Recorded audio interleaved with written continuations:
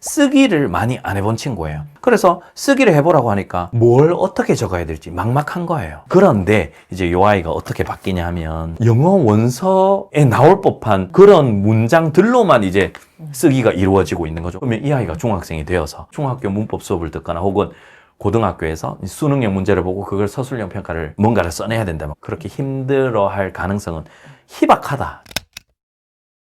안녕하세요. 아나운서 엄마의 육아연구소 이지민입니다. 전직 중고등학교 교사이자 현재 EBS 영어 인기 강사로 활동하고 계신 효림파파 성기용 선생님 오셨습니다. 예전엔 중고등학생을 가르치셨잖아요. 네네.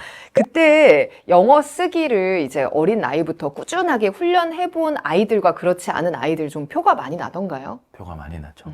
어떻게 나요? 중고등학교 서술형 수행평가에 네. 출제자이기도 하고 채점자였잖아요. 같은 이제 동료 교사들끼리는 이번에 이 문제 하나 6번 하나 채점하는데 막 얼마나 오래 걸렸어 막 이렇게 돼야 되는데 생각보다 그렇지 않아요. 왜 그러냐면 네. 쓸 수 있는 애들이 너무 적으니까. 한 문제를 600명 걸, 600 몇십 명 걸 다 채점을 해야 되는데 네. 생각보다 얼마 안 걸린다니까요. 다 틀렸으니까. 그러니까 실제로 제가 채점해야 되는 양은 남일 같지가 않네요.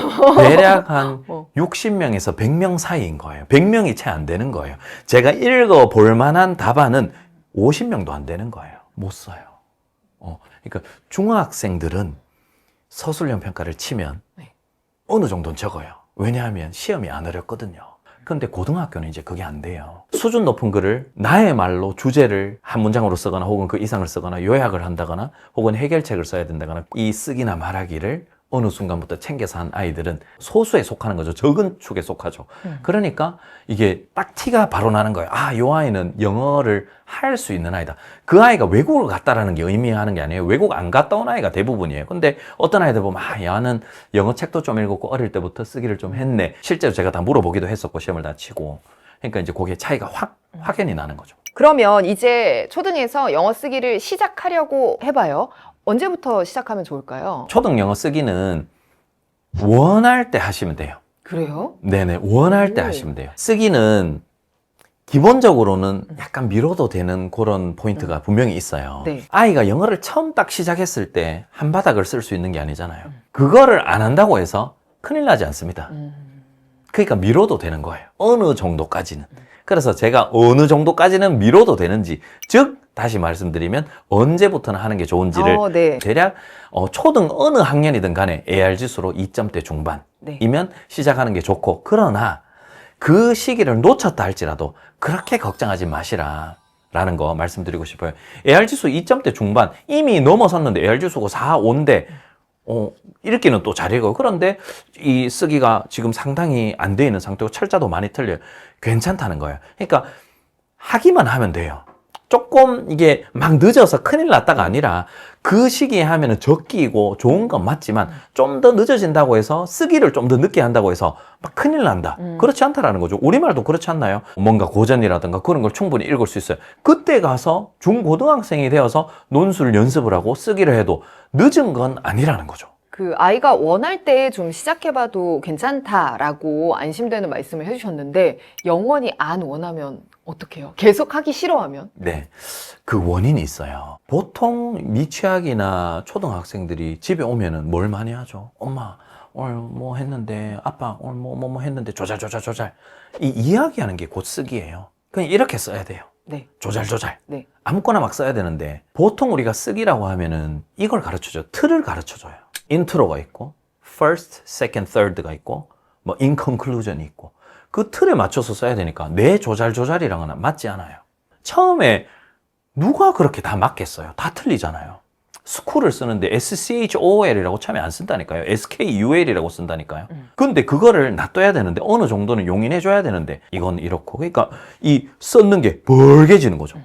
그리고 또 다시 쓰라고. 그렇죠. 고쳐가지고. 그러니까 그게 의미 있는 방법이긴 하지만 네. 아이가 틀리는 거를 어느 정도 괜찮다라고 해야 되는데 그게 어쩌면은 학원 레벨 테스트라든가 이런 점수화해서 그래서 너는 이렇게 썼기 때문에 너는 레벨 테스트에서 떨어졌어. 혹은 너는 이 쓰기가 이렇기 때문에 너는 스테이야. 그러면 아이는 나는 이게 너무 헷갈렸는데 철자를 틀려가지고 결국 나는 반도 못 올라가고 A라는 친구 다니는 이 어학원에 나도 같이 학원 다니고 싶은데 결국 쓰기 때문에. 그러니까 뭔가 쓰기는 아무 잘못을 안 했는데 뭔가 이런 사회적인 이런 현상들이나 혹은 우리가 흔히 이런 쓰기를 가르쳐주는 대하는 방식 자체가 아이가 즐기는 방식이 아니라 뭔가 정해진 방식의 아이를 쓰기 안에 자꾸 집어넣다 보니까 그걸 즐기는 걸 바라는 게 어쩌면 이상한 말 아닙니까?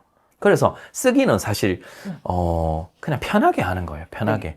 틀려도 되고 그 어떤 수준에 해도 괜찮은 거고 AR지수 5점대, 6점대에 철자 실수하는 것도 부끄러운 일이 아닌 거죠. 쓰기의 경우 아무래도 좀 학습적으로 접근하는 경우가 많고 또 말씀을 들어보니까 틀리는 거에 대한 부담이 정말 큰 게 쓰기인 것 같아요. 쓰기를 할 때 이 문법은 좀 미리 공부를 하는 게 도움이 되는 건가요? 그게 많이들 착각하시는 포인트죠. 문법을 안 했으니까 쓰기를 잘 못한다. 그래서 문법을 한두 바퀴 돌리고 쓰기를 하자. 그러니까 안 되는 거죠. 네. 아, 정확히 잘 쓰기 위해서 하는 거잖아요. 그렇죠. 그거는 언제 먹히냐 하면 네. 영어 좀 잘할 때. AR지수로 치면은 한 적어도 4점대 이상이 되었을 때. 그때 가면은 영어, 머릿속에 영어 체계나 영어 감, 이 글 읽는 힘도 어느 정도 읽고 그런 게 있겠죠.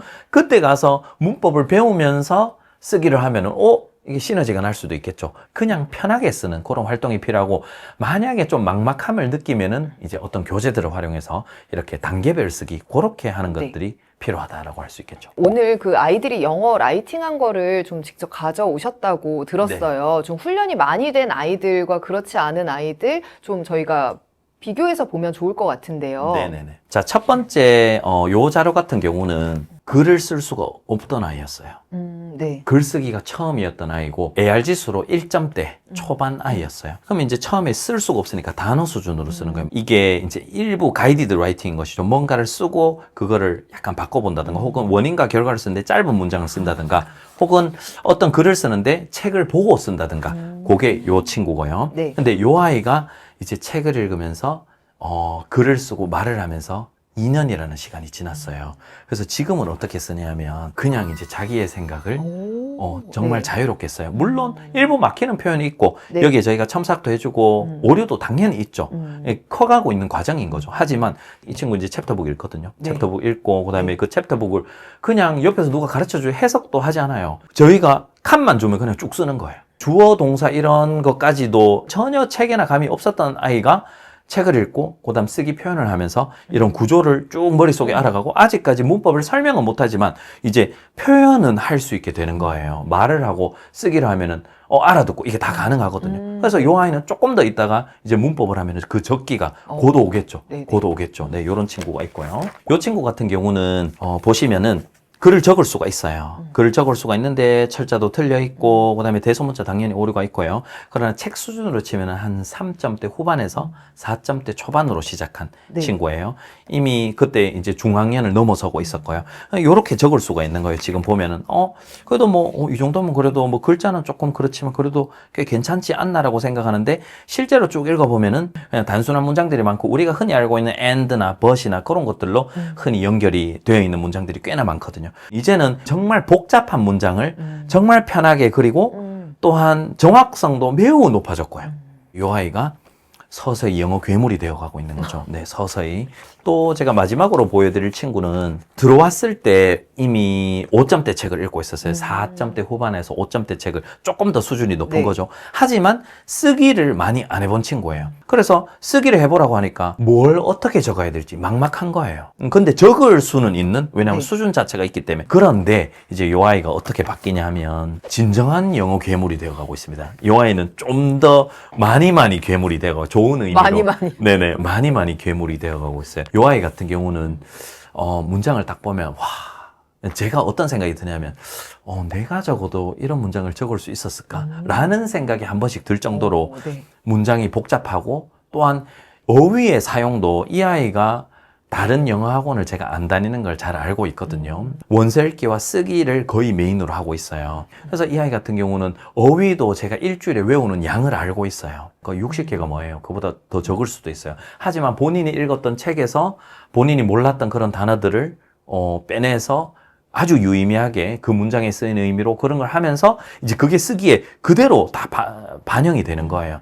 문장 자체의 이런 복잡성이나 구조가 영어 원서에 나올 법한 그런 문장들로만 이제 쓰기가 이루어지고 있는 거죠. 그러면 이 아이가 중학생이 되어서 중학교 문법 수업을 듣거나 혹은 고등학교에서 수능형 문제를 보고 그걸 서술형 평가를 뭔가를 써내야 된다면 그렇게 힘들어할 가능성은 희박하다. 쓰기를 하고 안 한 아이들은 정말로 큰 차이를 보인다라는 것을 이렇게 보여드리고 싶어요. 네. 그럼 쓰기를 가정에서 처음 시작해 본다. 어떻게 시작하는 걸 추천하세요? 처음에는 베껴 써야 돼요. 저희 집 같은 경우는 책 글을 베껴 쓴 거는 아이가 안 하고 싶어서 안 했어요. 네. 한마디로 이 쓰기라는 냄새가 너무 많이 났나 봐요. 첫째가 느끼기에 이 쓰기 냄새. 쓰기 냄새, 이 본인이 생각하는 학습의 냄새가 좀 많이 났나 봐요. 뭐 별거 안 했어요. 정말 책 제목만 썼어요. 그게 언제부터 했냐면 유치원 때부터 했어요. 처음에는 B, D 거꾸로 쓰죠. 놔두는 거예요. 그거를 수개월 했거든요. 100개 쓰다 보니까 그런 부분들이 자연스럽게 해결이 되고. 가정에서 한다고 해보면 뭐 수첩 같은 거 하나 사서 오늘 읽은 책들 써보고 뭐 스티커 주고 뭐 이런 식으로 활용해 볼 수 있겠네요. 그렇죠. 이제 제목 쓰기나 정말 한 문장 조금씩 옮겨 쓰기가 가능해졌다면 이제부터는 바꿔 쓰기를 해야 돼요. 요거를 영어로 이 교육적인 이 명칭은 guided writing이라고 해요. 이런 거죠. 패턴형 글쓰기 이런 거 생각하시면 돼요. 예를 들자면 there is, there are 같으면은 사물이 바꿔보는 거죠. 그러면은 there is a cat, 그다음에 there are cats가 된다든가 이게 문법도 습득을 할 수가 있지만 그 안에 있는 내용들이 바뀌면서 이 틀이 익혀지는 거죠. 그러니까 문법을 익히는 게 아니고 쓰는 걸 통해서 어순을 알아가고 문법을 체득하게 되는 거죠. 이제 요게 조금 더 진하게 되면은 어떤 독서 감상문을 적는다든가 혹은 기초 수준의 에세이 적는다든가 이제 이런 것들을 할 수가 있게 되겠죠. 이런 바꿔쓰기 같은 거 연습할 때 시중에 나와 있는 교재들이 좋은 게 많잖아요. 네네. 어떤 기준을 갖고 고르는 게 좋은가요? 가장 첫 번째 좋은 게 뭐냐면 막막함을 없애줄 수 있는 교재가 가장 좋아요. 여기에서 조금 이 오류가 생길 수 있는 게 결국은 부모님이 추구하는 것은 많이 잘 적는 거예요. 그게 그 교재 선택에 투영이 되다 보면은 뭔가 수준 높거나 혹은 뭔가 좀 고차원적으로 많이 적어야 되는 거, 그거보다는 좀 더 편하게 접근할 수 있는 게 좋아요. 읽기는 이미 텍스트가 주어져 있잖아요. 하지만 쓰기나 말하기는 만들어내야 되는 거예요. 아이가 생각을 정리해서 지어내는 게 훨씬 더 어려운 일이기 때문에, 그렇기 때문에 한 문장부터 쓸 수 있는 거, 정말 단계별로 돼 있는 거, 그리고 이렇게 만약에 글을 요약하는 게 있으면 요약을 그냥 해봐 이렇게 던져주는 것보다는 요약이 어느 정도 되어 있고 중간중간에 뭐 단어를 넣어본다든가 혹은 이렇게 그 절충형 어떤 활동들이 있는 좀 쉽게 접근할 수 있는 그런 것들을 우선적으로 많이 하는 게 훨씬 더 좋다라고 할 수 있겠죠. 딱 봤는데 이 정도는 나 할 수 있겠어, 이런 느낌이 드는 책을 선택하는 게 좋겠죠. 이번에 쓰기 교재를 또 새롭게 내셨는데 바빠 영어신문 뉴스타임즈의 마지막 권을 새로 내신 거죠? 이제 요 두 권이 2025년에 다 나왔고요. 이제 2026년 1월에 제3권 세계 문화편이 출간됩니다. 제가 이 글을 하나하나 다 쓰면서 아이들이 좋아할 만한 주제를 다 골랐어요. 그러면 우리가 초등학생 및 중학생 입장에서 좀 재미있게 느낄 만한 그런 소재들을 다 골랐어요. 그러니까 이질감이 없다라는 거죠. 그냥 막연하게 이거를 읽었으니까 요약해 보세요, 이게 아니라 틀이 있는 거예요. 하지만 이게 어떨 때는 앞에 나왔던 그 텍스트에 있는 표현이 그대로 사용이 될 때가 있고, 또한 어떨 때는 표현이나 문장 구조가 완전히 달라져 있어요. 그러면 이제 아이가 이걸 보면서 앞에 이런 내용이었지, 그러니까 내용을 생각해서 이렇게 표현할 수 있겠구나, 글을 짜임새 있게 적어 나가는 연습을 기초 수준부터 할 수가 있는 거죠. 그래서 수준으로 치면은 대략 한 AR 지수로 2점대, 3점대 혹은 4점대 요 세 구간에 있는 초중학생이 활용하기에 너무 좋다라고 할 수가 있겠죠. 그러면요, 선생님, 중학교 들어가기 전까지는 이 정도까지는 가능해야 됩니다. 고등학교 전까지 이렇게 되면 안심입니다 하는 그 레벨이 있나요? 쓰기로 제가 어떻게 수준을 말씀드리면은 표현이 잘 안 되기 때문에 오히려 읽기 수준으로 제가 좀 말씀을 드린다면 AR 지수로 초등학교 6학년 졸업할 때 4는 돼야 돼요. 최소 기준이에요. 최소 기준. AR 지수로 4가 안 되면 중학교 학습 및 고등학교 학습에 상당한 부담이 가고 어려워지는 거예요. 효율이 낮아지기 시작하고 효과도 낮아져요. 그러면 쓰기는 그래도 한 AR 지수로 3점대에 가까워지면은 재책이든 혹은 어떻게 쓰든 그 쓰기를 시작하시는 걸 권해드려요. 그러면 자연스럽게 같이 발전할 거기 때문에. 그 다음 중학교 3학년을 졸업할 때는 첫 번째는 AR 지수가 적어도 한 6에 가까워져야 돼요. 그래도 조금 긴 소설책이나 혹은 챕터북 중에서 많이 어려운 그 정도는 접근이 가능해야 돼요. 그래야지 수능을 우리가 딱 치렀을 때 속도감 있게 쫙 이해가 돼요. 그 정도 일단 할 수 있어야 되고, 두 번째, 중학교 내신을 본인의 힘으로 90점 이상 맞을 수 있어야 돼요. 본인의 힘은 어떤 거예요? 학원에서 준비해주면 안 된다는 거예요. 왜 안 되냐 하면 결국은 고등학생이 되면 수준 높은 글을 읽고 이해를 해서 그 주제를 한 문장으로 적어내야 돼요.